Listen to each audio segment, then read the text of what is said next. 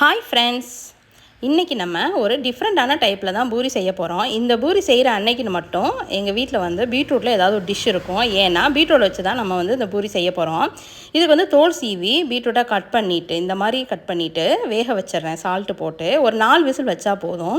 இதுக்கப்புறம் அந்த வேக வச்ச தண்ணியை லைட்டாக ஆற வச்சுட்டு கோதுமை மாவு எடுத்து அதில் நான் உப்பு போட்டு கலரி வச்சுருக்கேன்.